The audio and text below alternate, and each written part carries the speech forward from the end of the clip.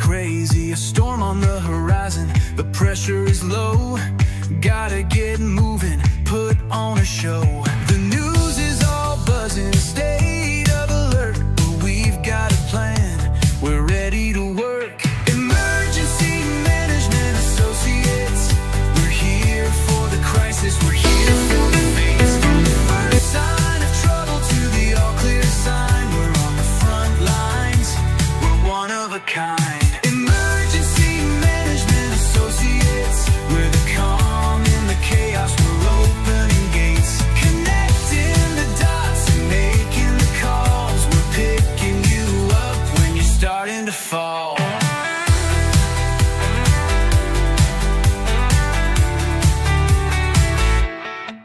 See a little fire or a rising flood, we're a well-oiled machine, we're running in the mud. From the city hall meetings to the rescue teams, turning worst case scenarios into hopeful dreams. We're training the people, stocking the gear, we're the team you can count on when trouble is near. Emergency Management Associates, we're here for the crisis, we're here for the face. From the first sign of trouble to the all clear sign, we're on the front lines, we're one of a kind. Emergency Management Associates, we're the calm in the chaos, we're opening gates, connecting the dots and making the calls. We're picking you up when you're starting to fall.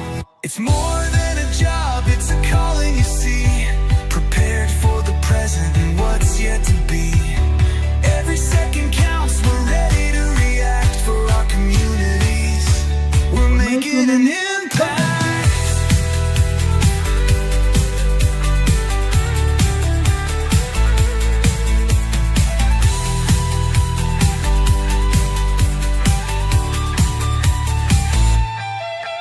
Emergency Management Associates, we're here for the crisis, we're here for the fates. From the first sign of trouble to the all clear sign, we're on the front lines, we're one of a kind. Emergency Management Associates, we're the calm in the chaos, we're opening gates, connecting the dots and making the calls. We're picking you up when you're starting to fall. Yeah, we're picking you up, we're ready to go. EMA, let's get this show on the road.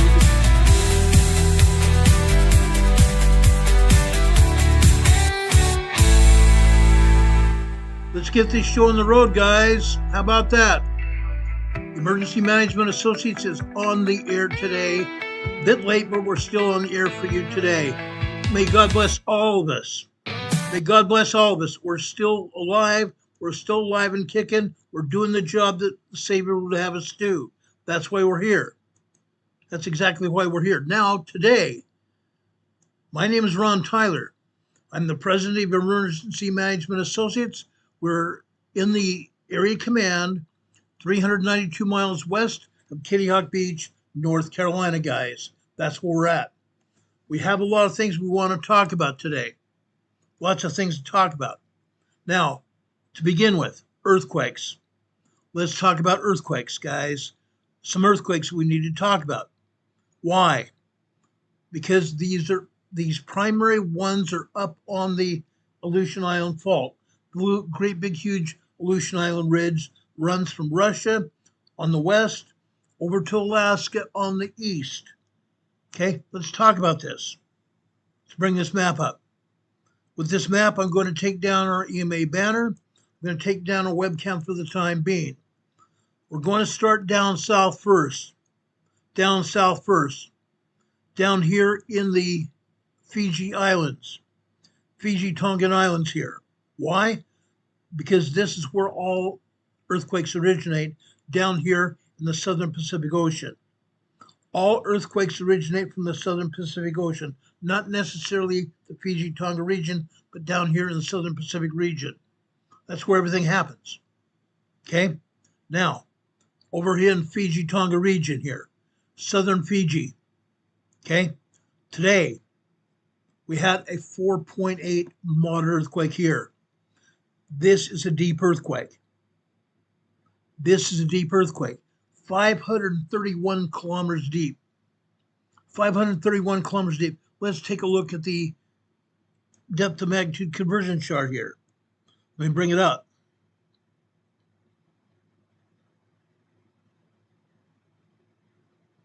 Thought it was here. Yes, it is. Okay. Look at the depth to magnitude conversion chart. Deep earthquakes is what we're looking for here. 531 kilometers deep. Okay. Over in the second column on the left-hand side, we're going to add a 1.06 to this magnitude earthquake. We're going to add a 1.06 to this magnitude earthquake. Now, this was a 4.8 earthquake. Okay. 4.8 earthquake here. Okay. That means this earthquake here is going to birth or propagate much larger shallower quake. Means this earthquake is going to propagate at least a 5.9 6.0 earthquake. This earthquake is going to cause or propagate a larger shallower quake to be at least a 6.0 earthquake. 6.0, very strong earthquake. This isn't the only one here, though. There's one more earthquake here that we need to deal with. Okay? This one here, also in the Fiji region.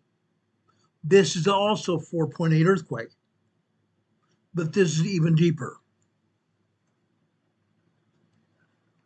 This is 594 kilometers deep. 594 kilometers deep. Also deep earthquake. So let's bring up the depth to magnitude conversion chart here. Let's look at 594 kilometers deep. Okay? Down at the bottom, look at 590 here. To this earthquake here, 4.8, we're going to add a 1.19 to this earthquake. 1.19 to the magnitude of this earthquake, which means this earthquake right here is going to propagate or cause much larger earthquake. Much larger earthquake, at least a 6.0, 6.1 earthquake. 6.0, 6.1, possibly even a 6.2 earthquake. Both these earthquakes are going to propagate these earthquakes within the next 3 to 10 days. So in the next 3 to 10 days, expect to see at least two 6.0, 6.1, 6.2 earthquakes here. That's what's going to happen. Very strong earthquakes in this region. Not just here in Fiji, this could be the region. Could be the region here. Okay? Now, it could be a large region. It could be a very large region. We're talking about over here in the Tonga Samoa region here. Tonga Samoa region here. It can also go over here to the west. To the west. The Legacy Islands here. Or even further north into Vanuatu. Vanuatu. Or further to the west, the Solomon Islands. Or further west over here into Papua New Guinea. Or extremes, we've seen this happen in the past. We've seen it happen in the past. This earthquake could propagate an earthquake over here in South America. Chile, Argentina region. It's done it before. I don't think it'll do it in this case because these are fairly very strong earthquakes, 6.0 earthquakes. I don't think they'll happen over here in the Chile, Argentina region. I think this will probably be centered over here in the island region, the South Pacific island region here. I think that's where it's going to happen. Okay? Over here in Papua New Guinea here today. Okay? This was a 5.0 earthquake here. 5.0 earthquake. Okay? This earthquake was a 5.0, 70 miles east-southeast of Kimbe, Papua New Guinea. Okay? Let's zoom in here. We want to show you where this happened. This happened at the shoreline, near the shoreline here. 70 miles east-southeast of Kimbe, Papua New Guinea. Now, guys, being near the shoreline here. I don't believe that anybody felt the power of this large earthquake. 5.0 earthquakes are large earthquakes, regardless of what USGS has to say about it. They still cause damage. They still cause a lot of damage. Now, guess what? As we've told you before, if you haven't been here before, these people don't have a lot of money. They live on very meager assets, meaning they live in tents, cardboard or wooden shacks with tarps over their heads. So when an earthquake like this happens, it devastates their lives, completely devastates their lives. But in this case, this probably is felt as maybe as a moderate 4.5 earthquake. This may have been felt on land as a 4.5, maybe even a 4.0 earthquake if they got lucky. But that still would do harm to them. Very sad. Very sad. I hate, since I found out how these people live, I really hate to even think about it, because their lives get destroyed when these earthquakes and cyclones happen. Yet we're going into hurricane season. Cyclones are going to strike this region very heavily in the coming months. It's hard to think about. Very hard to think about. Now I'm going to scroll out here. I'm going to scroll out here. Why? Because I want to take a look at Indonesia. Today in Indonesia, we have 52 earthquakes. 52 earthquakes throughout Indonesia alone. That's not including the Philippines. It's not including Taiwan, just Indonesia.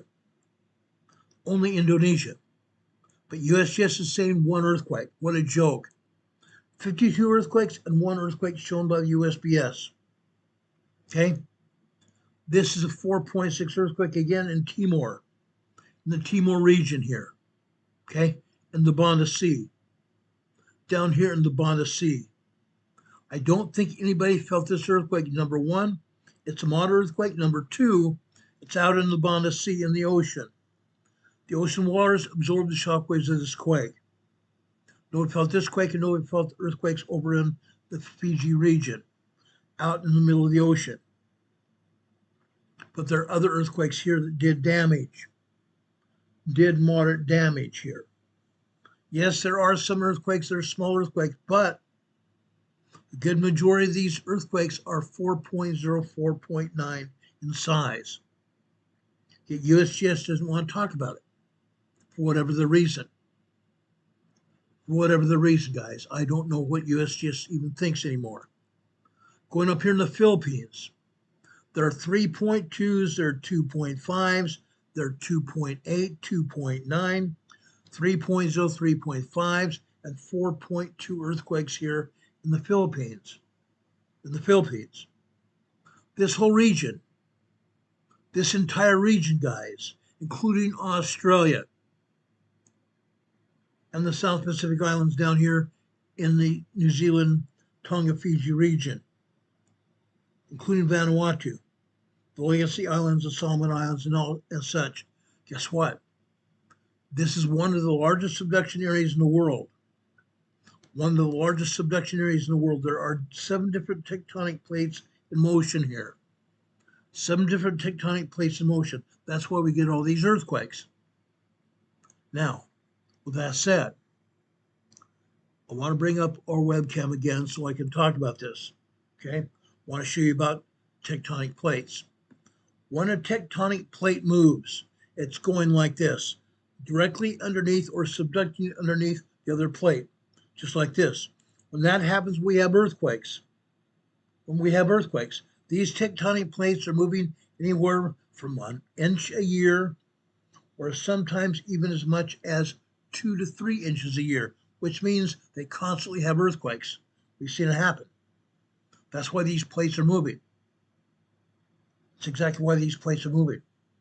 Now, you can't have subduction without volcanoes. You can't have volcanoes without subduction.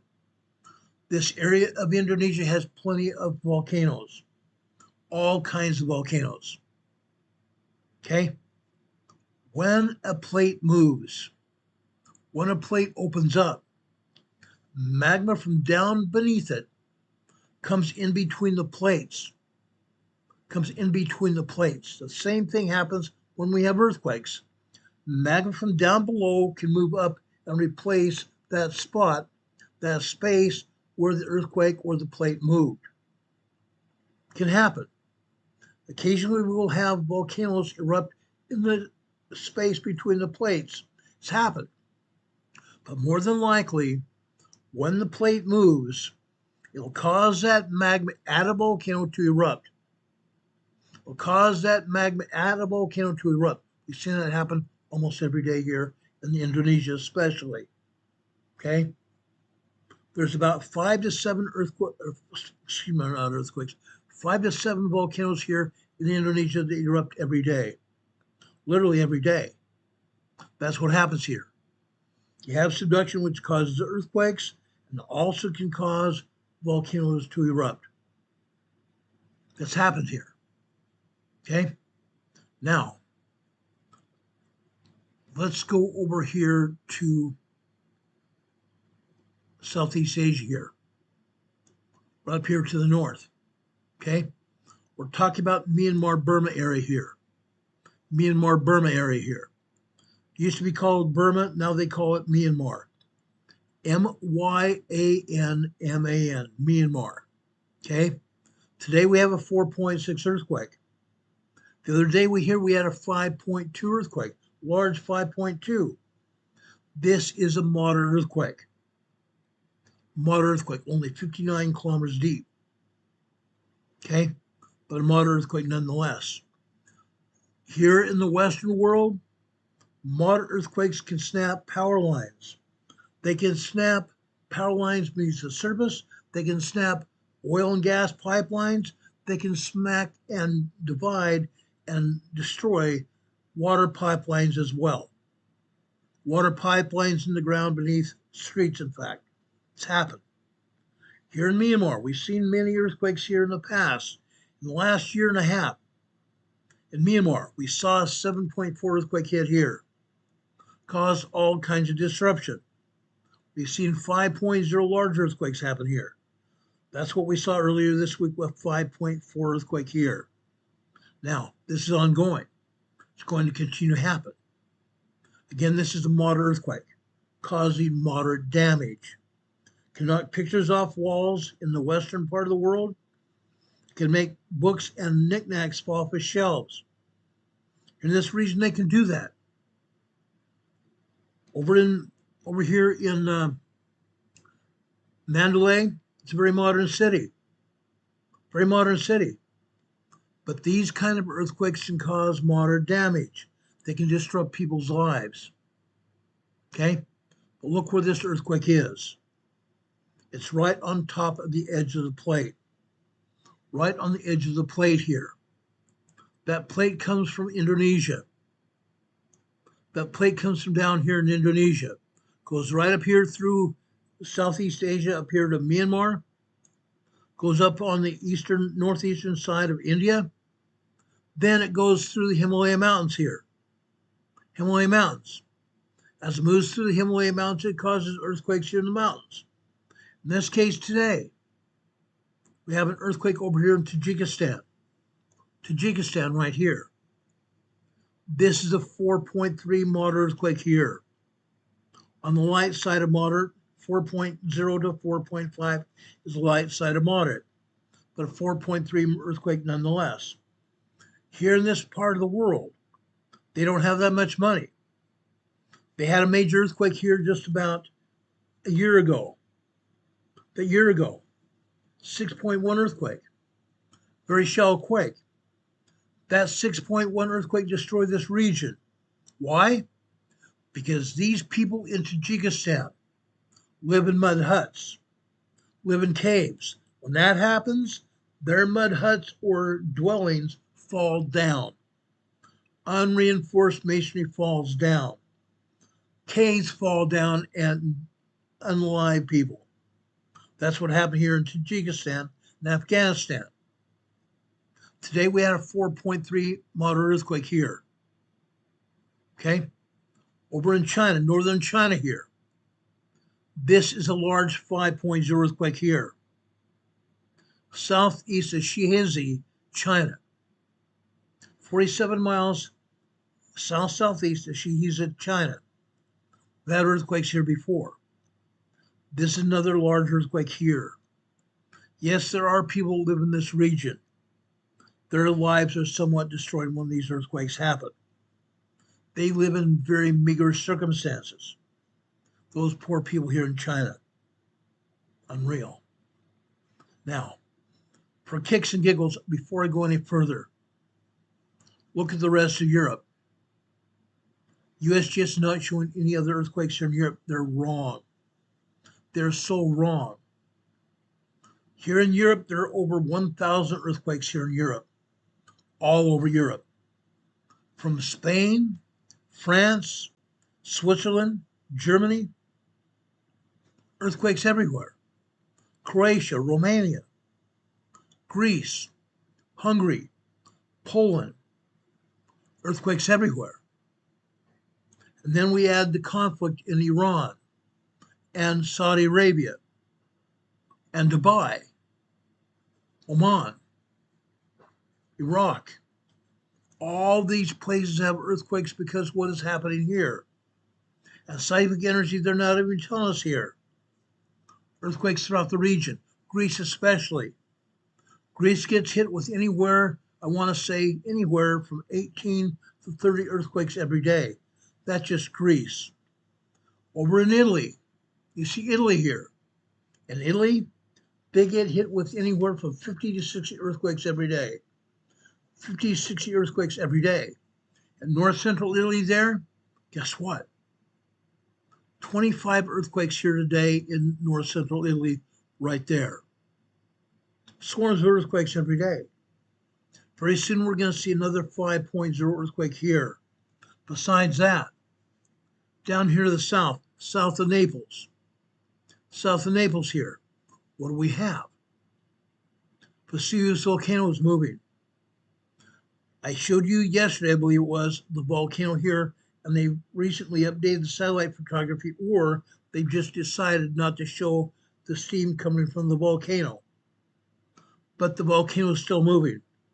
All the volcanoes around the world are recharging. All of the volcanoes around the world are recharging.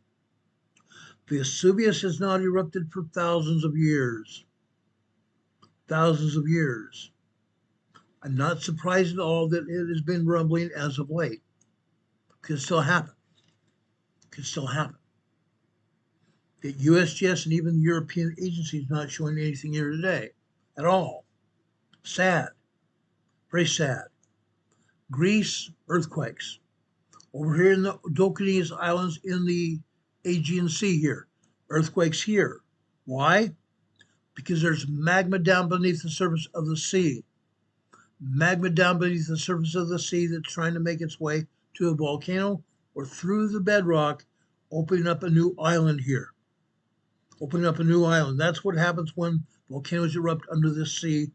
They make a new island here in the Aegean Sea or wherever they're erupting. Happens. Happens. Over in Turkey, hundreds of earthquakes here in Turkey.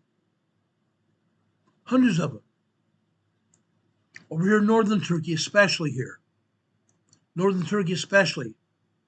We've seen anywhere from 50 to 75 earthquakes every day. Sometimes as much as 150 earthquakes here in northwestern Chile, or Turkey. Northwestern Turkey. Earthquakes all the time. Yes, some of those are minor tremors. Some of them are minor earthquakes, 2.0, 2.9. Some of them are 3.0, 3.9. Yes, occasionally we can have a 4.0, 4.9, or sometimes a larger 5.0 to 5.5 earthquake here in Western Turkey, northwestern Turkey. It's happened. Happened. It's going to happen again very soon. Earthquakes in northern Turkey all over here. Southern Turkey, the same thing. Same thing here. Now, over in eastern Turkey here, the Turkey-Syria border region here. Okay, we had 32 earthquakes here today in the Turkey-Syria border region. Why? Because, guys, 3 years ago, February 3rd, 2023, we had a 9.0, 10.0 earthquake hit here. It unalived over 5,000 people and injured over 5,000 others. Unreal. It also opened up a chasm in the earth, opened a huge, huge fissure in the earth, deep enough to house an 8-story building, 14 miles long and an 8-story building deep. That's a huge earthquake. I think it's going to happen again. Not probably in the near future, but it's going to happen again. Okay? All the time. Earthquakes hit around the world all the time like that. Again, over here in Iran, Iraq, Kuwait, Saudi Arabia, this whole region getting nailed by missiles from Iran. We're going to talk about this war in a minute. Sorry about that.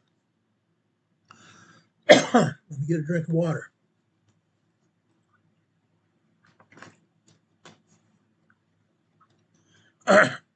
Hopefully that'll solve that. Let me take care of some business here. Guys, while you're watching the program, please don't forget to give us a thumbs up if you appreciate the messages we're giving you. Please give us a thumbs up if you enjoy our program. Okay? YouTube looks at thumbs up, also looks at the amount of time you spend on this program. Please spend as much time as you can. The longer you watch the program, the better YouTube likes it. Why? Because YouTube won't let anybody see it unless the numbers are just right. Unless the people that are watching it. And make sure you're watching it the longest time you possibly can. Okay? Otherwise, YouTube is not going to let anybody see this program. You also look at comments. Comments down below this video today. Comments down below this video today at the end of our program. Leave comments if you like this video. Tell us what you like, what you didn't like. Tell us your comments about what you saw. Okay? We'd appreciate it. Okay? Also, something else. Something else here. Okay? With everything going on, we'd appreciate if you help us keep this program on the air. Down at the bottom of your screens down here, you're seeing our PayPal addresses scroll across the bottom of your screen. If you enjoy this program, what you're seeing, please help support this program by sending a donation to our PayPal. We'd appreciate it. Also, another thing you can do, okay? You see our address, our postal address coming across the screen as well. 504 Bethel Road, Box 401, Morganton, North Carolina. The zip code here is 28655. 504 Bethel Road, Box 401, Morganton, North Carolina. Zip code is 28655. You can stick a check or even cash in your letter. Make sure you write us a letter. Tell us what you're doing in terms of preparedness and how you like our program.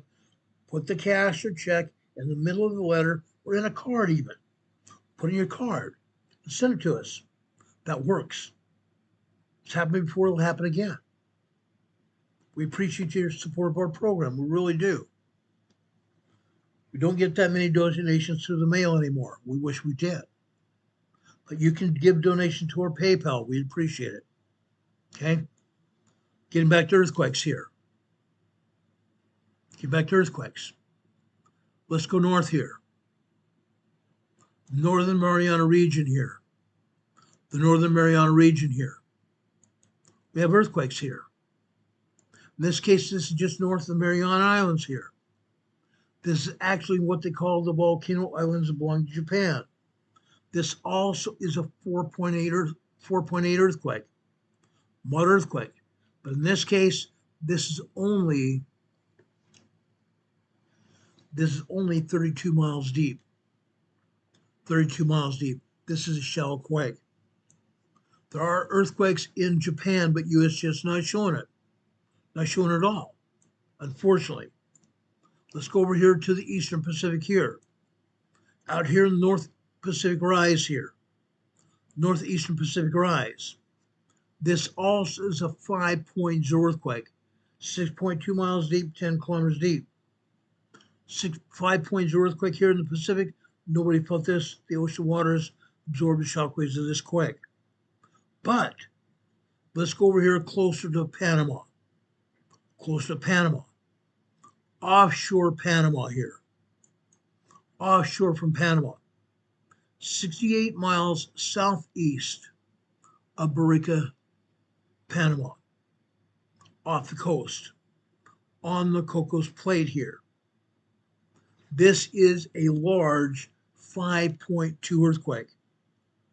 5.2 earthquake. Now, guys, you know that I don't trust the agency at all. Can't trust them any further than I can throw them. But here in this area here, they say this is a 5.2. Guess what? Guess what? This came out as a 5.5 earthquake, and they downgraded the earthquake to a 5.2. This earthquake more than likely was a 5.4 earthquake. More than likely was a 5.4 earthquake. I looked at the data.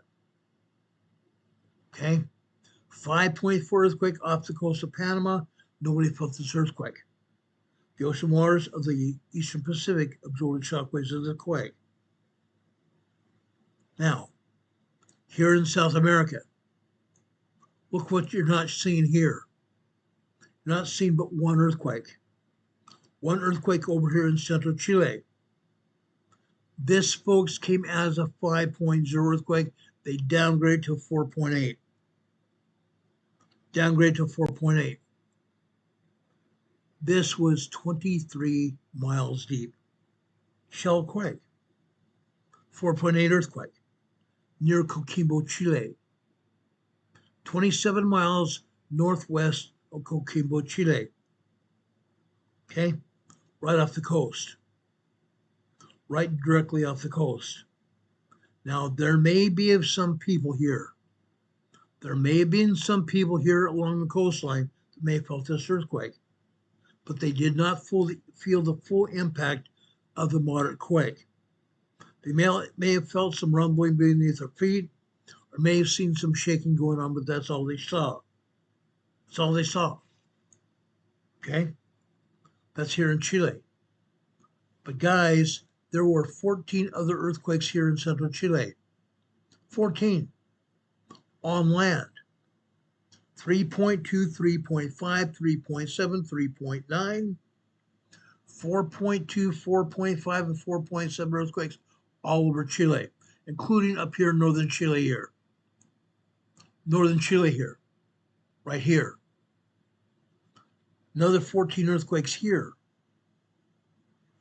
These are 3.5, 3.7, 4.2, 4.5, 4.7 earthquakes here. Again, why is the agency not showing the earthquakes? They show other 4-point activity like you've seen already. Why are they not showing these? Because they're too darn lazy to be truthful with us. Too darn lazy to be truthful with us, unfortunately. Earthquakes here in Peru. More earthquakes here in Colombia as well. Not showing them. Not showing them. 14 earthquakes here in Central America. 14. They're not showing any of them. 48 earthquakes here in central or southern Mexico. Southern Mexico here. From the north coast of the north border of Guatemala, going all the way up here to Puerto Vallarta. Lots of earthquakes. Why are they not showing them? They never do.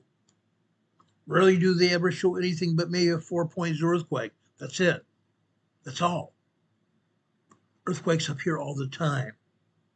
All the time. Most of these are small 3.0, 3.9 earthquakes here. But they have had some 4.4s, 4.5s, and 4.7 earthquakes down here in southern Mexico. Down in southern Mexico, guys. all the time. All the time. Okay? Unreal. Unreal. My next stop is the Pacific Northwest. Nothing is really going on out of the normal in the Pacific Northwest. I'm not going to spend a lot of time. I was thinking I was going to spend some time, but I'm really not. Not a lot of more interesting things here in the Pacific Northwest. Yes, they've had some earthquakes. Nothing major. In fact, they're hiding earthquakes at Helens and Mount Rainier. Hiding earthquakes. They're not even showing them on the map. They're showing this earthquake here, Southern Washington. Southern Washington here. This is Onalaska, Washington. Onalaska, Washington, believe it or not. That's what they call it. Onalaska, Washington. Just south of Onalaska, Washington here. Look at this. Out in a forested area again. This is not this is nothing more than earthquake tremor. Nothing more than earthquake tremor here. 0.9 microquake. 0.9 microquake. Nobody felt this. Too small. Too small. 7 miles south of Onalaska, Washington. Wild. Wild. Up here to the north. Northwest of Mount Rainier here.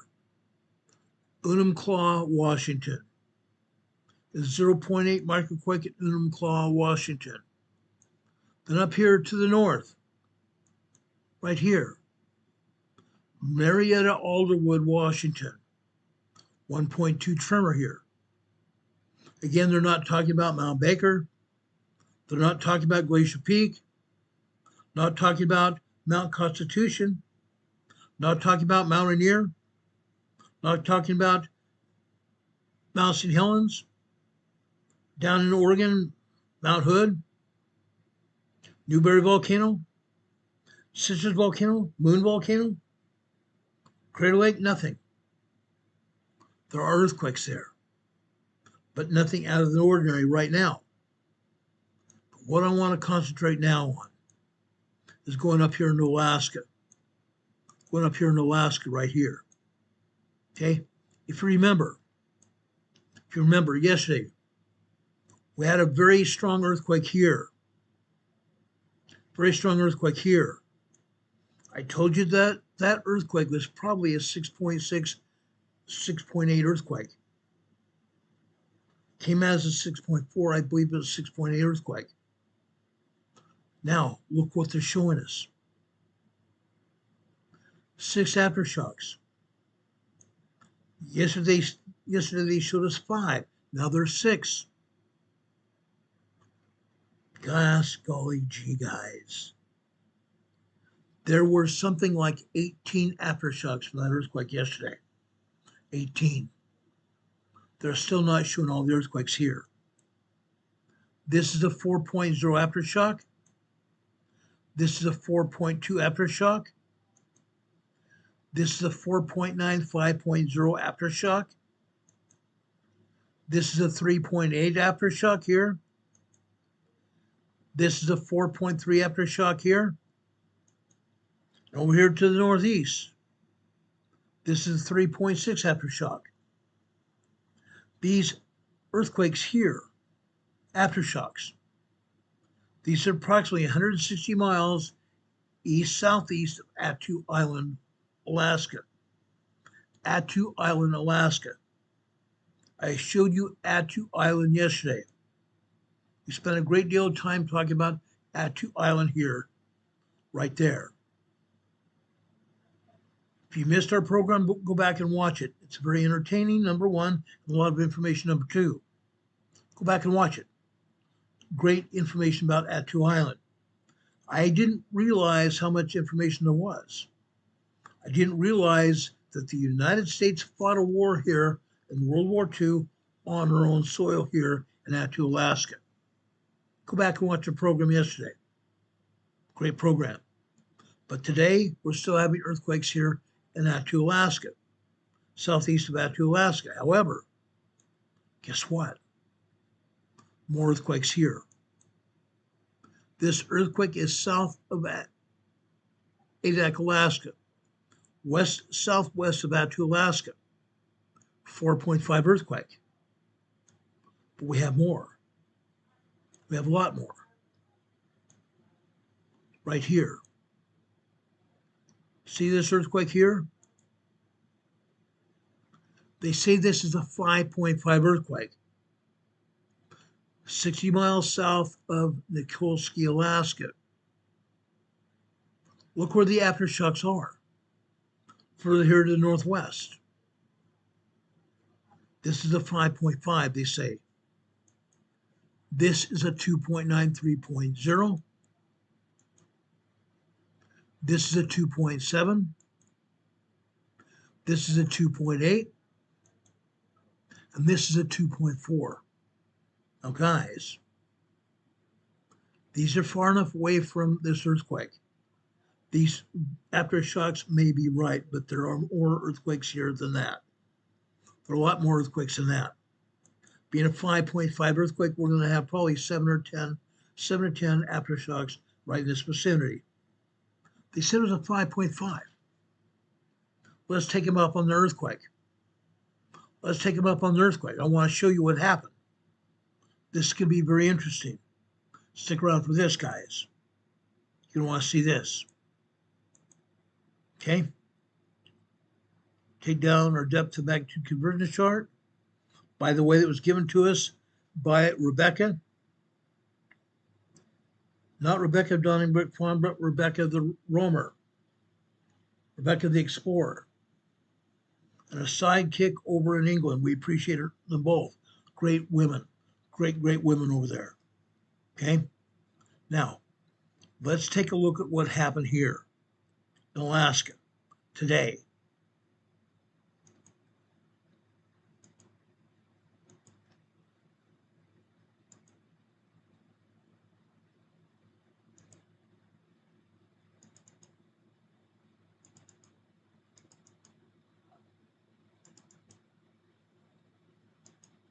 Okay? This is that earthquake south of Nikolsky, Alaska. They're claiming it was a 5.5 earthquake. Interesting to know. Interesting to know. Let me scroll back up here. I want you to see this. They said it was a 5.5 earthquake. Look at this. Allegedly, 59 stations reporting, 59 seismographs reporting. That's interesting. Why are they not showing the details of this earthquake? Why are they not showing the strength of this earthquake? If it's a 5.5, show it. Here's another one. 5.5 earthquake, this time 61 seismographs. Not showing any data. Here's it as a 5.1 large earthquake. They said it was a 5.5. This is a 5.1 here. Yes, it's showing 212 stations reporting. But guess what? This is a 5.5, not a 5.1. So we come down here to 5.4, okay? I said this is close enough. 5.4 earthquake. Let's look at it. Let's look at it. See where it says magnitude here? Let's look at this chart. Down here, 5.2 large earthquake, 5.41, 5.34, 5.35, 5.61, 5.65, 5.64, 5.38, 5.37, 5.43. Here's a 5.72, 5.05, 4.74, 4.94, 6.29, 6.2, very large quake here. 6.29 is a 6.3, very strong earthquake. 6.0 to 6.9 are very strong earthquakes. Next one is 5.15, 5.75, 5.84, 5.17, 5.88, 5.45, 5.16, 5.12, 5.19, 5.79, 5.68, 4.55, 5.33, 5.46, 5.29, 5.22, 5.38, 5.18, 5.67, 5.49, 5.39, 5.07, 6.11. Very strong quake. 6.7. Excuse me, 5.7. 5.7. The next one here is a 5.62. 5.05. 5.31. 5.38.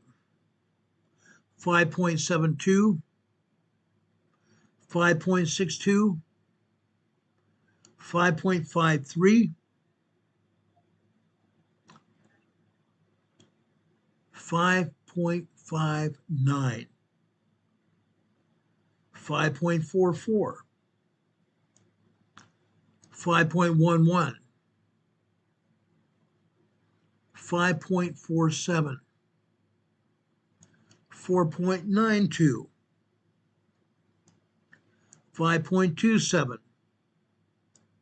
5.46. 5.73.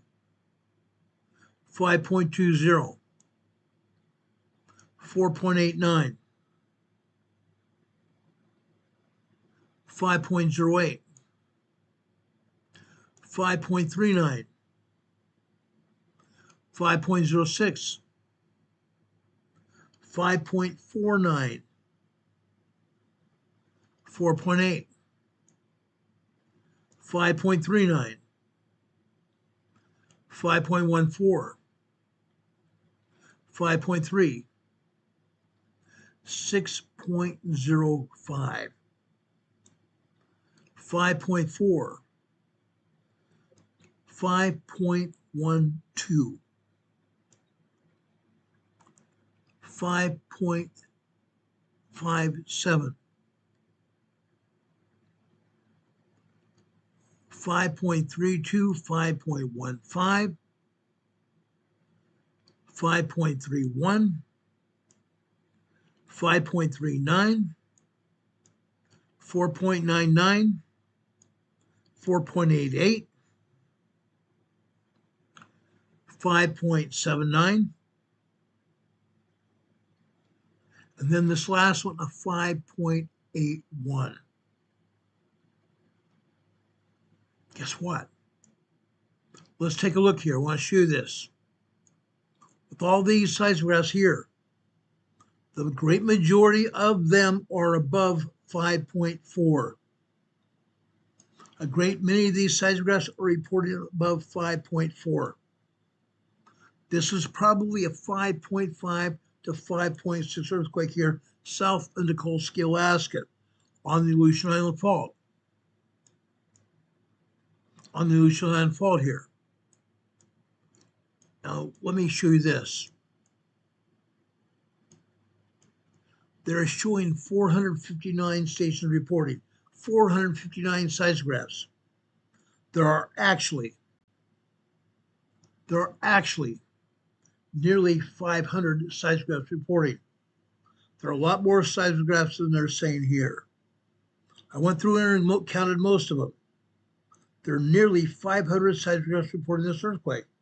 The greater majority of them are showing 5.5, 5.6 earthquake. So guys, yes, they labeled this as a 5.4. This may have been as large as a 5.5 to 5.6. Never at any time. Never at any time was it a 5.1 earthquake or 5.2. This was at least a 5.6, 5.7 earthquake. At least. They have this one showing 5.5. They should have stayed here. That's close to what it was anyway. But again, they're hiding the data. They're completely hiding the data here. They should not do that. They should never hide data. That's what the USGS does. They hide the data. They have no intent on doing anything but hiding the data. They don't want anybody to know exactly what happened here. They never do. They never do. That's what's sad about all this. They never do. They want everybody to believe what they want us to believe, nothing else. This was a much larger earthquake, guys. This was a much larger earthquake here. They can say anything they want, but it doesn't make it true. It doesn't make it true at all.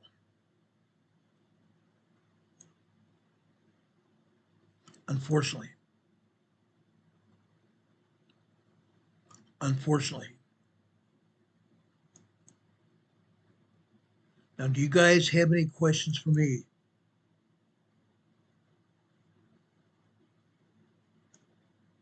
Do you guys have any questions for me? I'm very happy to take questions now about any of the earthquakes or anything else going on.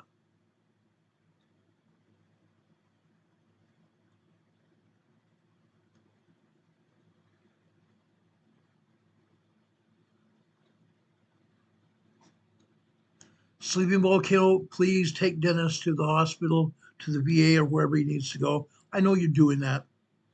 Tell Dennis how much we love him. We pray for he and you both. We pray for all of our family members here on EMA. All of you. We love you very much.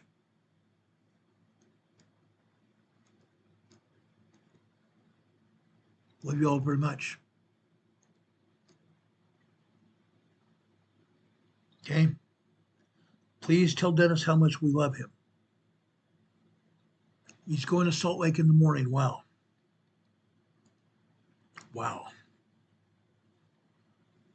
May God bless you both. We love you very much, guys. We really do. We really do. You guys mean everything to us. You guys mean everything to us. Now, give me just a second. I'm doing some work on this title to this program because USBS, or not USBS, YouTube foobarred it for us. Okay. Again, we talked about earthquakes just now.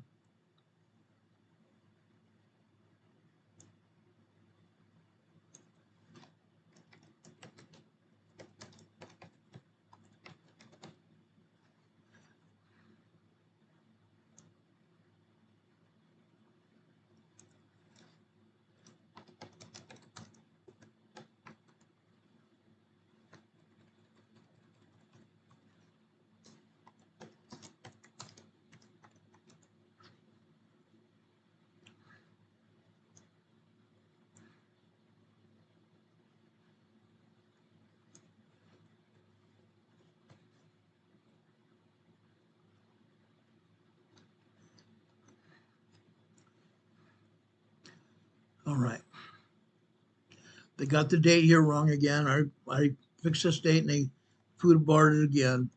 Today is March 5th, guys. Today is March 5th. By the way, on Saturday night, you need to turn your clocks back. Turn your clocks back 1 hour here in the United States. Turn it back. We're going on daylight savings time starting Sunday morning. So before you go to bed on Saturday night, turn your clocks back 1 hour. That way you'll be on daylight savings time when you wake up on Sunday morning. You also won't be late for church. Won't be late for church.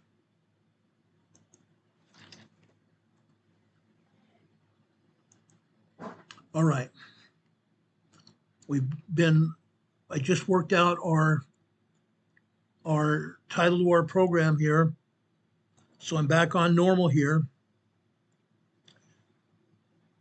Back talking to all of you.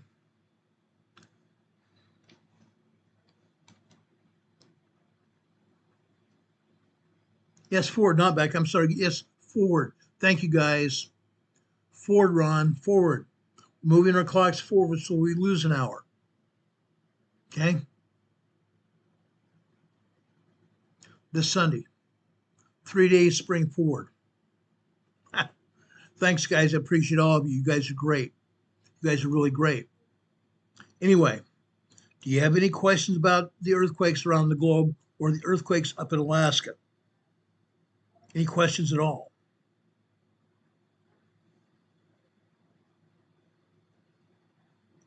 Now, earlier today, the news media is reporting Kristi Noem was fired. She was not. Kristi Noem was the Secretary of Homeland Security. She wasn't fired. She was promoted. We're going to talk about that. We're going to talk a lot about that. Her replacement is a guy named Mullen. Mark Wayne Mullen from Oklahoma. Great senator from Oklahoma. Trump is also getting the governor to replace him with another great representative that will take his place in the Senate. Okay? But Mark Mullen is the new Secretary of Homeland Security today.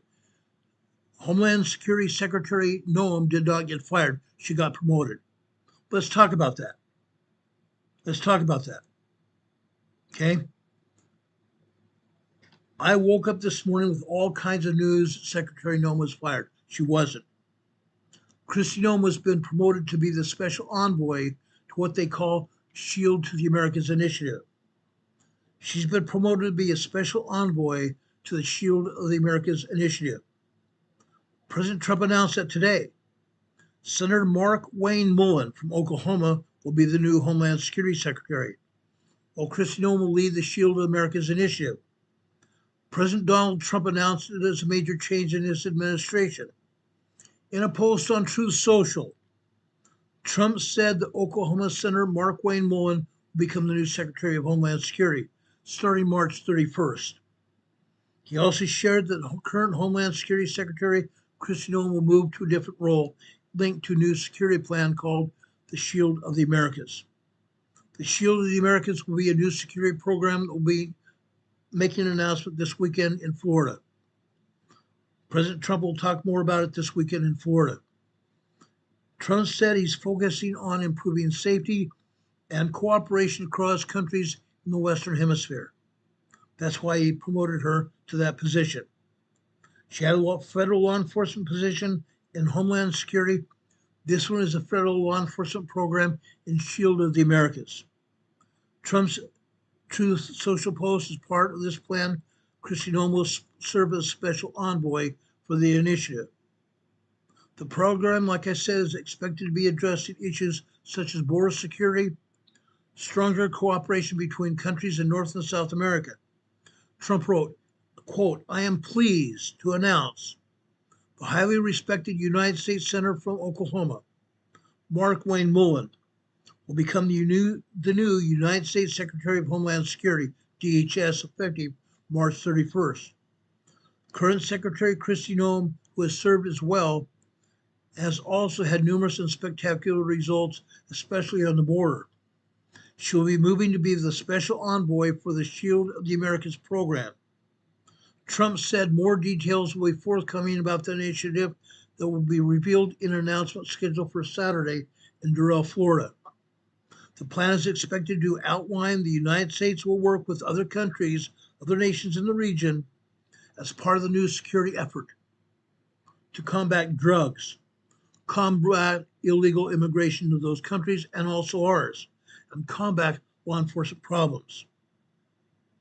Mark Wayne Mullen was born July 26, 1977. He is a Republican conservative. He has always been a strong MAGA voice politician from Oklahoma and a member of the Cherokee Nation, an Indian nation. He is known for supporting President Trump and his America First policies. He served as Oklahoma's junior U.S. Senator since January 3, 2023, last year. After previously representing the state's 2nd Congressional District in U.S. House of Representatives from 2013 to 2023, 10 years there in the House of Representatives. Mullen is known for his conservative, America First stance and strong support of President Trump. Before politics, Mullen ran his family business and briefly worked as an undefeated and professional MMA fighter. He worked briefly as an undefeated professional MMA fighter. Now, I want to talk about something else. Not quite as strong as this, but very important as well. What I saw happen today is so discouraging. Why? Because our dadgum senators are stupid, illiterate, stupid butt senators here in the United States. They're supposed to be representing us as citizens of our country. Guess what happened today? Or what didn't happen? Let's talk about that too. Our United States Senate failed to pass the War Powers Resolution by a vote of 52 to 47.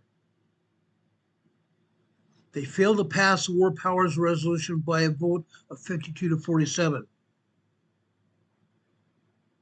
They have time to vote on the War Powers Act, but not the American Voter Act.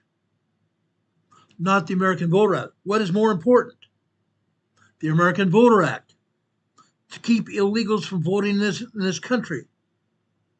The Democrats would have the illegals vote for them. That's why they brought them here in this country. We want the American Voter Act passed. We want the American Voter Act passed now. Now, guys. If you guys are U.S. citizen senators watching this program, pass the American Voter Act. We want it passed immediately, if not sooner. Pass the American Voter Act. Pass the American Voter Act. Now, guys, I did not want I did not want the War Powers Resolution to pass. Did not want it to pass. Why? Because the Democrats sponsored that bill, number one. Number two, they want to limit the powers of the president. The powers of the president established by the Constitution of the United States. It didn't pass. The president has the legal power to take our military to war anywhere at any time. But after 90 days, he must report it to Congress. If he has our military in a war anywhere around this world, he needs to notify the Senate and the Congress within 90 days. This war will be over within the next couple of weeks. President Trump said maybe 5 weeks. I'm thinking maybe even less. I'm going to tell you why in just a minute. So I'm glad the Senate did not pass the War Powers Act. That was a good thing. We don't want Democrats to tell the president what to do. We don't want the Democrats to tell the president what to do. Okay? The president's leading us in war right now, and he's very successful. Very, very successful. Now, before I get into the war, well, my friends in Denver, One of my friends in Denver, Dave Pierce, he's an emergency manager in Denver. He put up red flag warning for this morning until 7 p.m. today, Mountain Standard Time in Colorado. Fremont County, including Canyon City, Howard, Texas Creek, San Luis Valley, including Alamosa, Del Norte, Fort Garland, Saguache, Southern Front Range, including Sangre de Cristo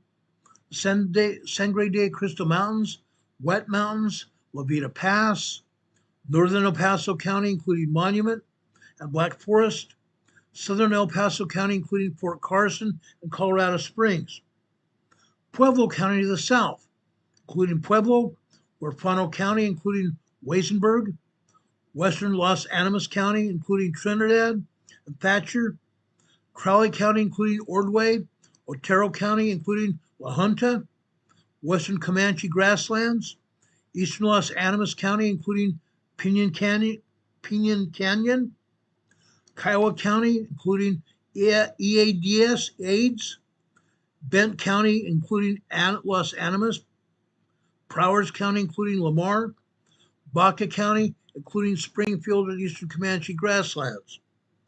Red flag warning. Why? High winds and low humidity. High winds and low humidity equals fires. Fire zones in Colorado affected. Fire zone 222, 224, 225, 226, 227, 228, 229, 230, 231, 232, 233, 234, 235, 236, and 237. Winds, southwest winds of 50 to 30 miles an hour with gusts up to 45. Gusts up to 45. The strongest winds will be over and near the mountains. Relative humidity as low as 8%. Very low humidity would cause fires. Impacts. Elevated fire danger is expected. Fires will catch and spread rapidly and erratically. Red flag warning means that critical fire weather conditions are either occurring now or will shortly be starting. A combination of high, strong winds, low relative humidity, and warm temperatures can contribute to extreme fire behavior. Watch for fires in Colorado today. Watch for fires all over Colorado today. Okay? Now, in talking about the war, okay, I'm going to be quite honest with you. Looking over all the data about the war in Iran, it almost appears to be almost over. Almost appears to be over. It looks like Iran is about to raise the white flag of surrender. The regime that swore it would burn the entire Middle East to the ground. The regime that boasted it would close the Strait of Hormuz to inflict pain upon the entire world. That vowed to rain down missiles on every American base from Kuwait to Bahrain. They've done that. That same regime reportedly sent a secret message to the CIA, begging for mercy. After years of opportunities and off-ramps, they're now crawling to the table now, and President Trump is saying it's too late. Too late. Crawling to the table, groveling. And you know what President Trump said? Too late. Too late. Now, even 24 hours ago, they still had a lot of weapons to their name. Was arguably the most extraordinary 24 hours of this entire war in Iran. Almost coming to an end now. Almost. The entire war with Iran is the breaking news today, all over the world. According to the New York Times, operatives from Iran's Ministry of Intelligence reached out to the CIA through a third world country's intelligence service to explore possible conditions for ending the war. So, of course, this contradicts the public face of Iran. The leaders of the Iranian regime, or what's left of it, are has-beens. They're has-beens. But apparently behind closed doors, the intelligence ministry is reaching out to the United States, secretly reaching out to the very agency that ironically helped pinpoint Ayatollah Khamenei's compound that we destroyed.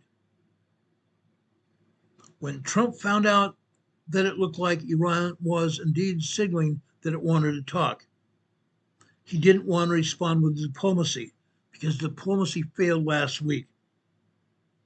Iran had 4 weeks of diplomacy and even longer before that. They didn't want to do that. Instead, they wanted to wreak havoc all over the Middle East and all over the world. President Trump did not send Mr. Witkoff on a plane to Iran or Switzerland or anywhere else. He posted on Truth Social that the Air Force, Iranians' Air Force, their defense, their Navy, their leadership is all gone. Iranian leadership is all gone, almost completely gone. Almost completely gone. It's gone. That's why they want to talk. But President Trump said it's too late. Too late. Now, in any high-stakes negotiation, and almost any high-stakes negotiation, the side that blinks first is the side that first is to formally propose concrete concessions. Iran has blinked. This is a signal. They have lost the leverage game. They've lost the leverage game. Why do I say that? Why do they say they've lost the leverage game? In other words, the side that blinks first loses. Why compromise when the other side is already demonstrably conceding? Why does the Iran believe that U.S. is going to compromise now? We're not. We're not. We're not going to concede anything. Once you signal weakness by making the first concession, the other side knows you're at the breaking point. They can wait you out even further. That's what President Trump is going to do. He's going to wait Iran out. He's going to wait Iran out. But wait, it might even get worse. Just hours before that story broke, Iran's deputy foreign minister went on Sky News Arabia and said this.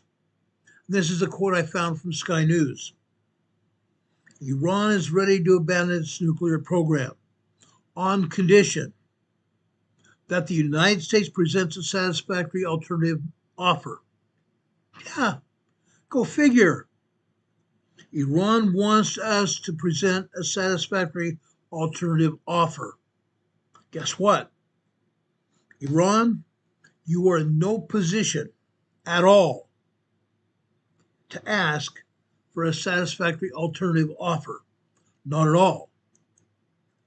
Not now, not ever. Iranian officials have now said that his comments were taken out of context, that he was talking about earlier negotiations with Witkoff and Jared Kushner, Trump's negotiators. There are no new proposals on the table at all. Needless to say, that backpedaling is being met with the very huge dose of skepticism. Huge dose of skepticism. It's a total coincidence. This is a total coincidence, guys. Now, of course, that deputy foreign minister made those comments on the day 6 of Operation Epic Fury. It's a coincidence he made those comments on day 6. While Iran's military infrastructure is being systematically discombobulated. Yeah. Iran's military and their defense forces have been discombobulated completely. It's just a coincidence this came hours after the secret CIA back channel was reported and exposed. Trump himself commented on it Of course, he dismissed it, saying it's too late. So think about this. I think it's safe to say that these talking points are more admission of guilt, that this Islamic regime is signaling its surrender. Let's look at some of the numbers here. These numbers are absolutely staggering. All these numbers are absolutely staggering. Listen to this. I think you're going to want to see this, or hear it, I should say. You're going to want to hear this.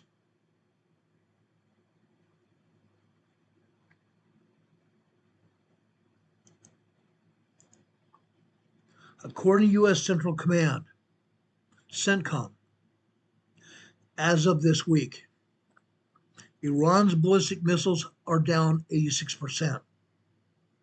From the first day of fighting, Iran's one-way attack drone launches are down 73%. The Israeli Defense Forces reported destroying 300 Iranian missile launchers. The Israeli Defense Forces reported destroying over 300 Iranian missile launchers since the conflict began, which corresponds to a 7% drop in missile fire from Iran. 300 missile launchers destroyed, 7% drop in missile fire from Iran.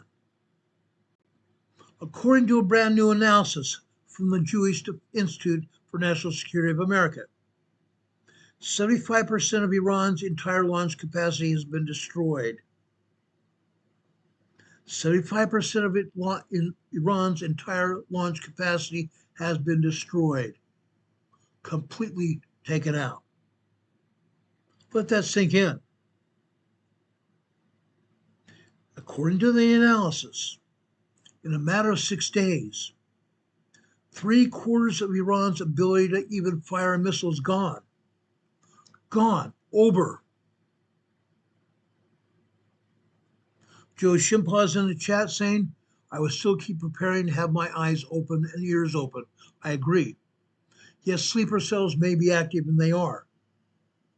Sleeper cells may be active. We believe we had a sleeper cell person in Austin, Texas, that killed 2 people and injured 14 others in Austin, Texas on Sunday. Unfortunately, there are sleeper cells in every state of this country. Let's talk about something else.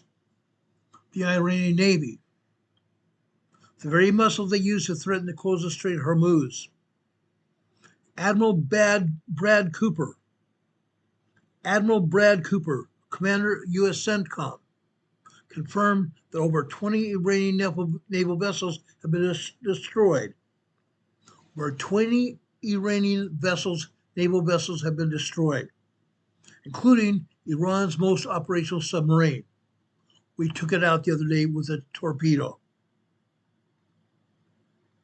Now here's a story that says it all. This comes from Admiral Cooper.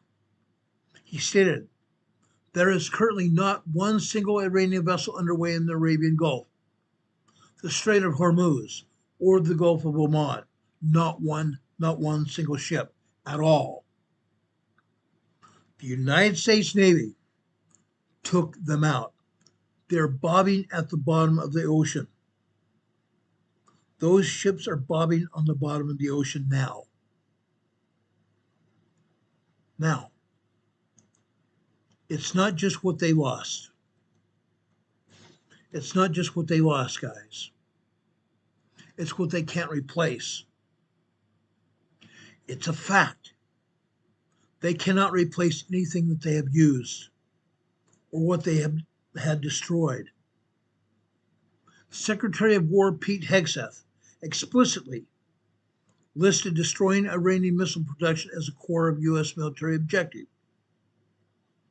That is a core of U.S. military objective, to completely end Iran's production of missiles and also to end the missile launches. That way they would not be threatening any other country but themselves. The Israeli Defense Force struck multiple missile production facilities in Tehran. Struck them, ruined them, destroyed them. That was on March 2nd and 3rd, including the Missile Production Center in the Kora region. That's the Iranian Revolutionary Guard's main production center for solid fuel missiles and a chemical factory producing missile components. Iran's drone launch sites were hit from the opening hours of Operation Epic Fury.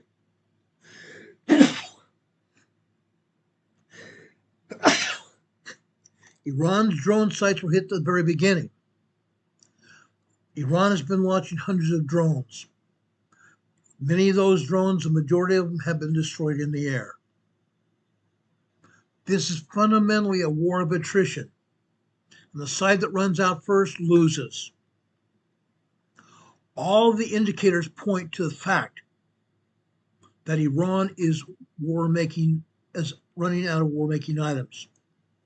They're running out of war-making items, completely running out of them. At some point in time, between the United States and Israel, we aim on completely destroying their ability to make war. We're going to end Iran's capability of making war with anyone, ever again. If Iran is running out of munitions, something very different is happening here in the U.S. Iran started with this war with roughly 2,500 ballistic missiles. They've already fired over 500 of them, and more than 2,000 drones. That's on top of the hundreds that they used in Israel in June 6 last year. They burned through at least 20% of the missile stockpiles in less than a week. And that Iran could lose its ability to fire medium-range ballistic missiles at Israel within the next few days or even a week. Iran is going to lose its ability to fire missiles of any kind within the next week to 10 days. The United States military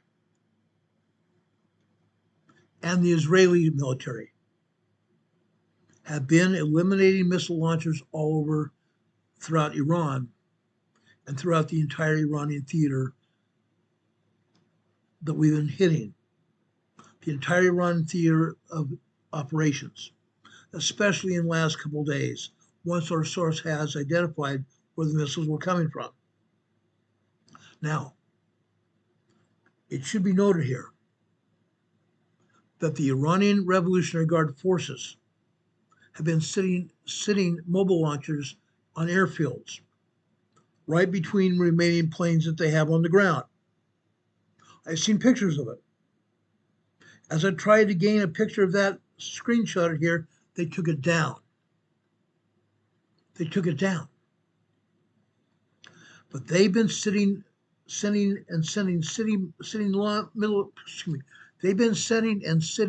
missile launchers on the ground right between their planes. And we've been hitting the missile launchers, thus destroying the planes right next to them. That destroys their launching capabilities for missiles and also launching those planes as well. They had maybe 20 planes in their entire arsenal. Those planes were antiquated from the 1960s and 70s. They bought them from the United States back in the 60s and 70s. Now they're junk. Now they're total junk. As of Sunday, Iran may have had only 10 F-16 fighters left. 10. They had 20 F-16s before that.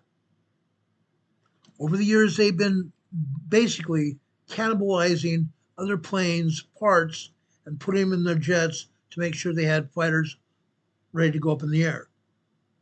The United States and Israel have destroyed that capability for the most part. We've completely destroyed runways, taken them out. We destroyed their planes. Many of their fighters that went up in the air are now basically shells on the ground that fell in the burst of flame. Gone. Decimated. Meanwhile, the The United States has struck over 2,000 targets across Iran. B-1, B-2, B-52 strategic bombers are pounding missile silos all over Iran. Missile sites all over Iran are being destroyed. The first day of fighting, the U.S. and Israeli fighters destroyed Iran's capability to put fighter aircraft in the air. F-22 and F-35 stealth fighters own the skies. General Kane, the chairman of the Joint Chiefs of Staff, just announced that the United States is now expanding operations. They're striking deeper and deeper into Iranian territory. Things are ramping up now, not down. Iranian Supreme Leader Khamenei is dead. His son was his supposed successor, and he's gone as well, unalive. Over 48 Iranian leaders have been wiped out in the joint U.S.-Israeli operation on the ground since Saturday morning. 48 top Iranian leaders are gone. The Iranian Assembly of Experts has been decimated. A leadership crisis, the likes of which the regime has never seen ever. Never. And nothing's left hardly at all. Iran is suffering a leadership crisis at the most. There are now relatively two different voices now coming out of Tehran. One faction of voices coming out of Tehran want scorched earth across the entire Middle East, with any and all persons and countries that fancies themselves as against Iran destroyed. The other voice is far more conciliatory, represented by that deputy foreign minister, stunning nuclear concessions. Now, do you think it's going to happen? I don't think so. I honestly don't think so. Iran is going to continue to hold out till they can't anymore, until Iran is completely overrun. That's what they've done in the past. That's their history. Now, the Iranian Islamic regime appears to be fracturing from within, even as it is being obliterated from without. The United States and Israel is obliterating the Islamic regime completely. When you or I step back, we seem to be looking at a bigger picture. The secret CIA back channel is begging for talks. Iranian secret back channel is begging for talks. The deputy foreign minister is publicly offering to give up on the nuclear program, supposedly. But after we took out the nuclear sites in Fordham and Nance last year, they came back again. They lied to us. They absolutely lied to us. The deputy foreign minister is wanting to make concessions. We can even believe in that at all, since Iran has completely lied about what they've done in the past. They've lied about their ambitions. The 86% collapse of missile fire. The Iranian Navy sitting at the bottom of the ocean, as President Trump said on Sunday.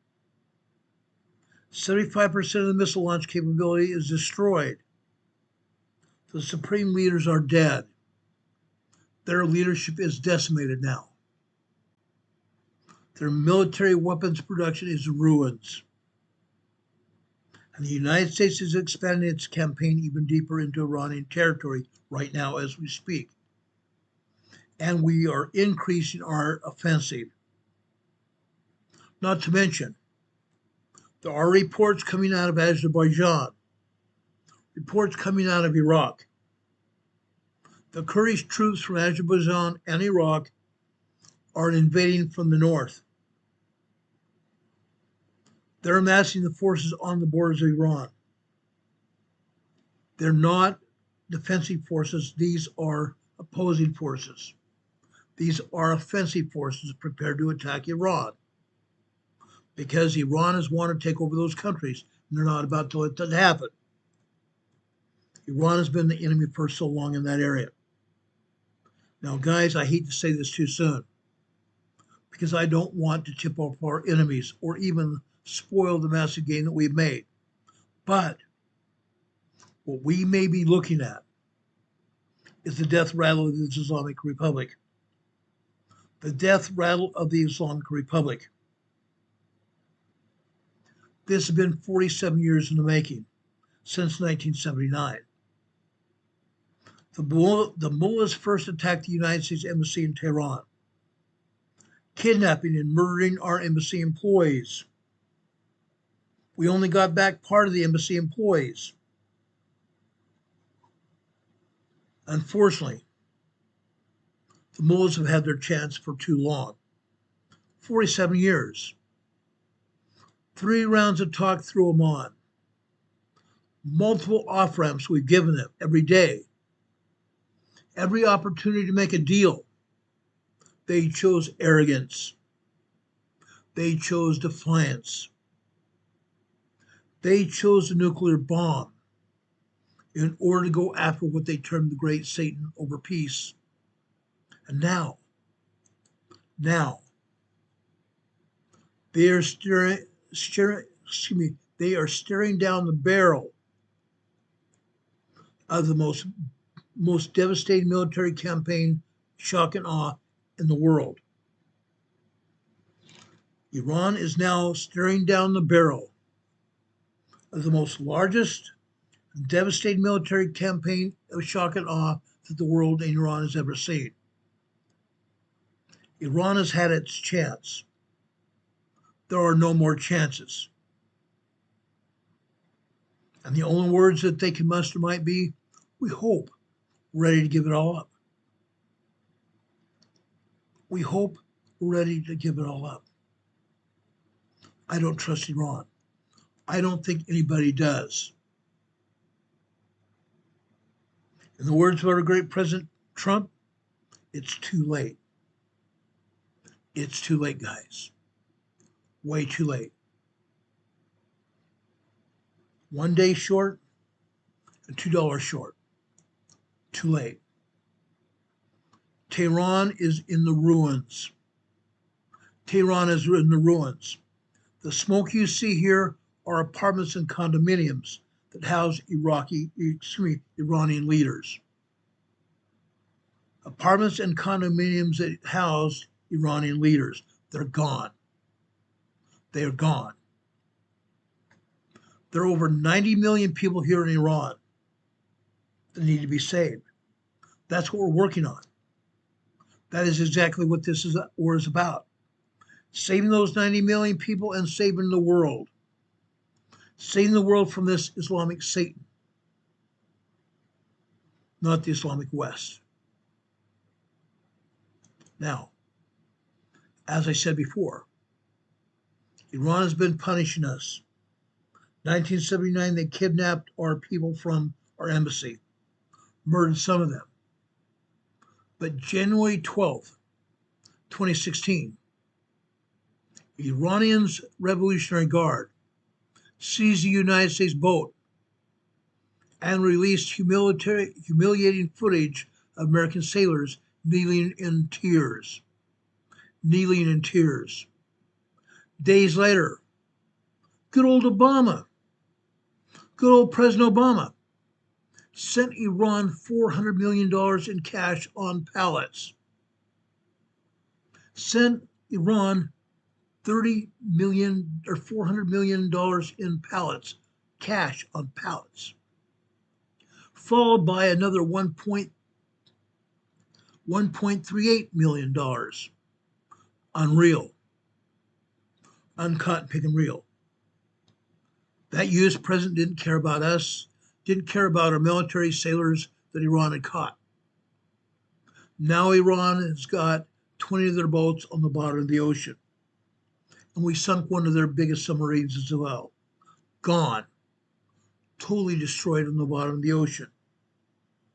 Yes, we have prisoners from some of those military boats. Prisoners survived the torpedoes. Prisoners survived the U.S. and Israeli missiles that hit their boats. Boats destroyed. Iran's punishing the United States is gone. Iran's punishing the United States is over. Over. They're trying to send their remaining missiles over Israel. They sent them over to Bahrain. They sent them over to Oman. They sent them over to Saudi Arabia to try to punish U.S. bases. Guess what? The people in Oman got tired of it and sent military troops supporting the U.S. and Israel. The same thing with Saudi Arabia. The surrounding countries of the Middle East are now on the side of Israel and the United States. This war with Iran is coming to a close, we hope. We hope. May God bless our sailors.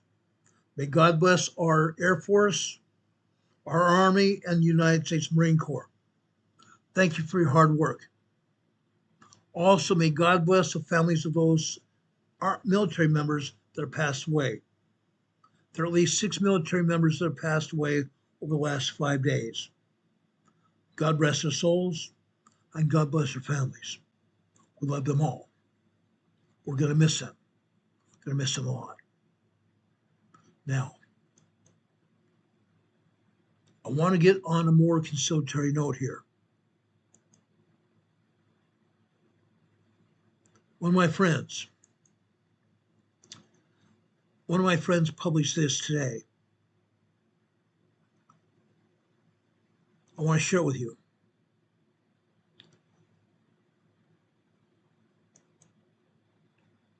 He said, Lord, can I borrow a breath?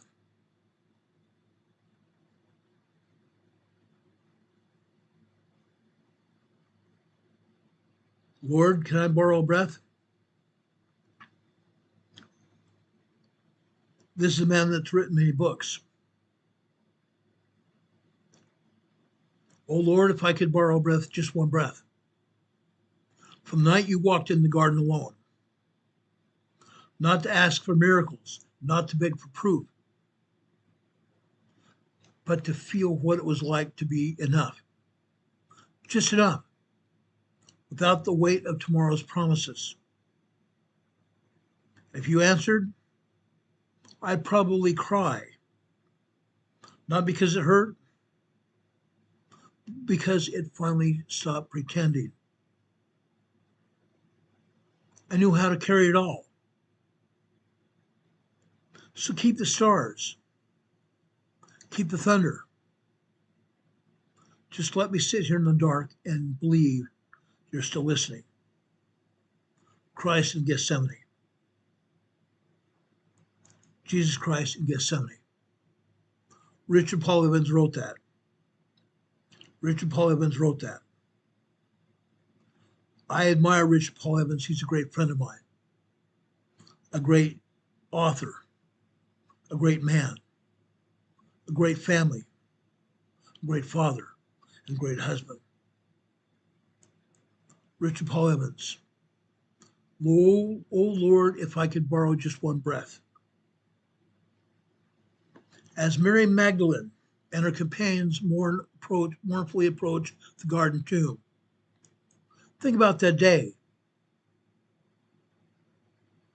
Think about that day they approached the garden tomb.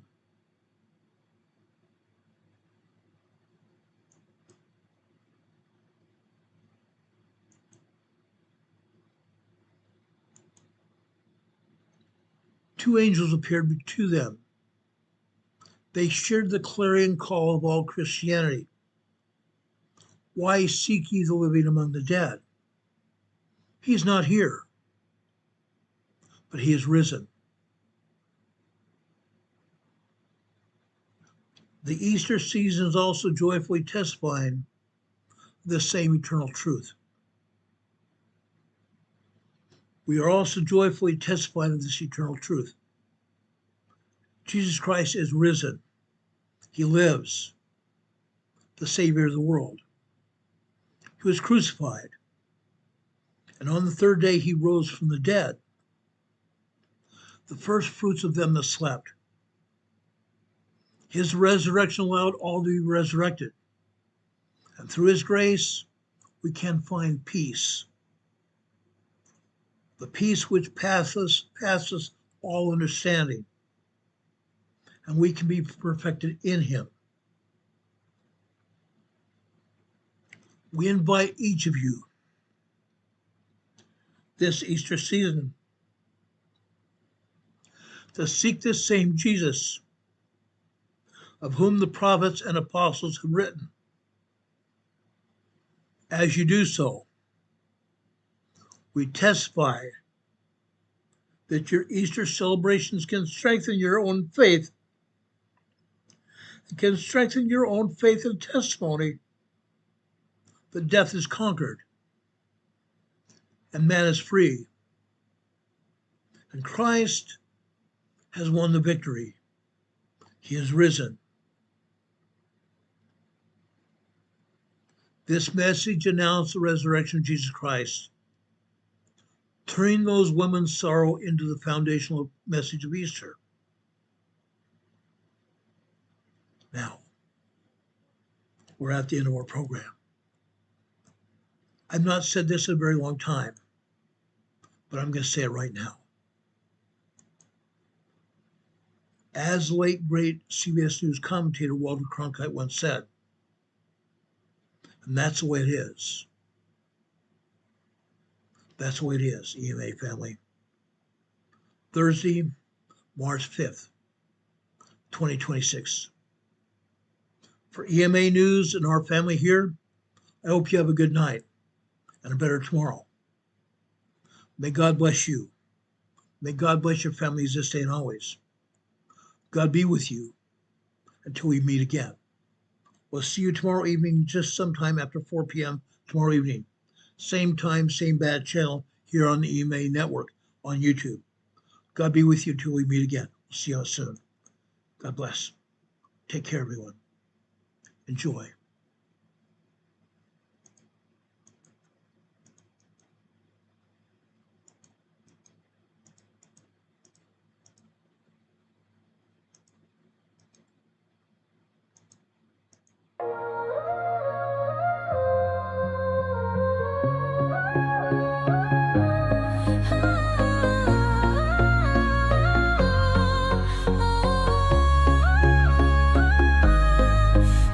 Emergency Management Associates, we're dedicated and true, bringing you the essential knowledge, helping you see things through. From disaster preparedness to navigating recovery's embrace,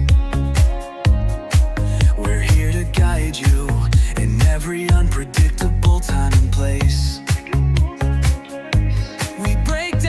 Complex, make it easy to grasp and absorb, sharing strategies for safety, the vital lessons you can't afford to hoard. So thank you for watching, and thank you so much for your sub. You're a key part of our growing family, a member of our knowledge club.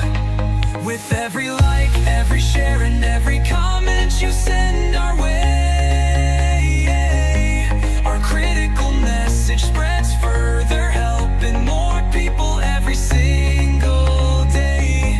Together we're stronger and more prepared. That's the truth we all abide.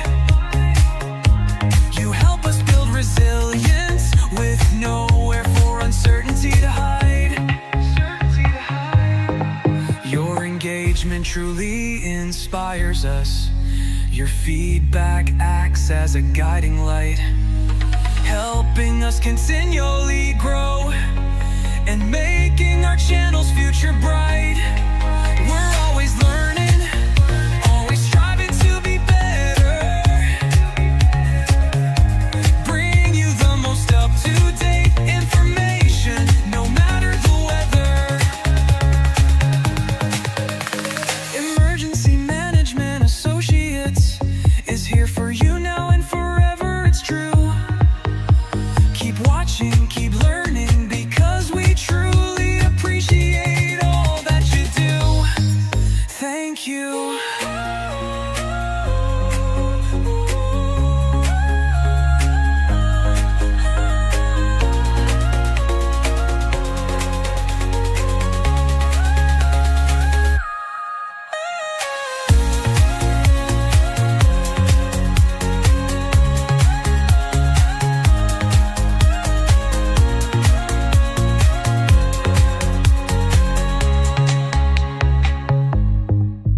Thank you.